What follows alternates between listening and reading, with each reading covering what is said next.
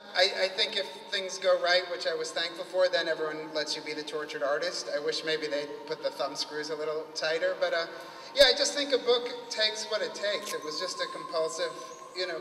For me, I think going from stories to a novel, it's almost like if you have a successful collection, it's like having a successful gallery show of paintings and then they give you a blowtorch and say, you know, now you're an industrial sculptor. And that was really, yeah, it felt like starting again, learning a novel. And I just didn't want it to be a group of linked stories. It has to be its own.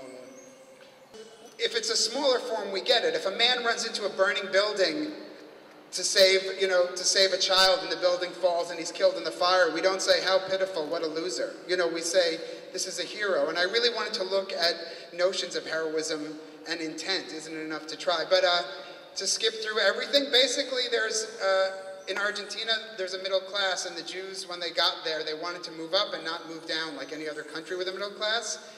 And at the time, at the turn of the century, they had, you know, we know all the Jewish jobs when they came to America from Russia, the tailor, the baker, we know all these things. In Argentina, they were also the pimps and the prostitutes.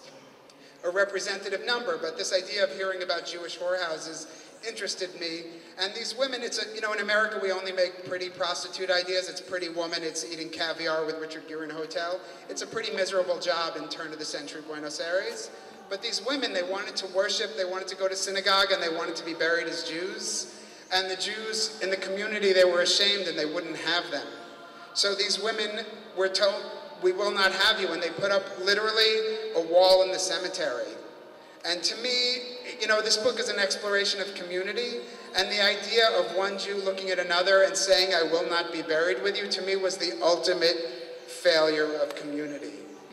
Forget politics, forget everything. The guy in the building over there has just done something that is going to blow up this town. When Netanyahu opened that tunnel under the Temple Mount, you know, like 75 people died that day, and it just became this madness to me that people, you know, once I understood there was no distance, that government is just men, I could not get rid of this obsession of the decisions, and that's why Buenos Aires, you know, I just want to look at that thing, and the idea of thinking, don't I have a right to get coffee and not die? I also recognize what a spoiled American concept that was, that so many other countries don't even think like my individual life has value. And I really just became obsessed with the value of the individual life and its relation to government.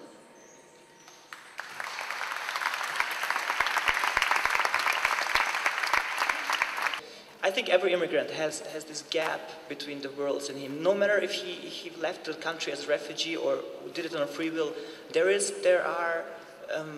mean, what is culture? Culture is what we eat, what we think when we see a dance. That's culture. Those little details which make this huge painting on inside of our head walls.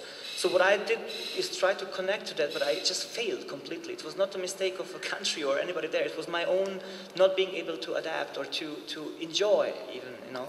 And so, you know, I'm now nothing more than an observer and traveler and tourist in my own homeland, which tries to, you know, I will never cry to a German song, but I will cry to a Bosnian song. And that's something which tells me a lot about my emotional home and my, you know, pragmatic home where the language is.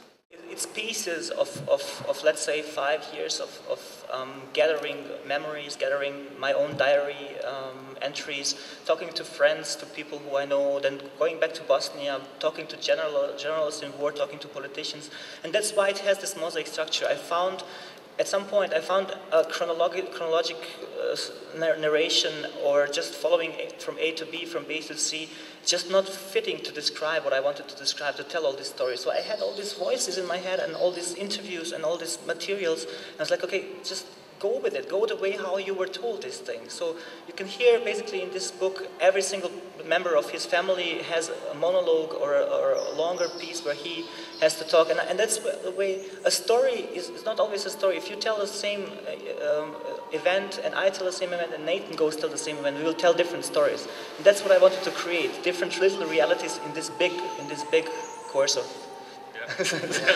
angels.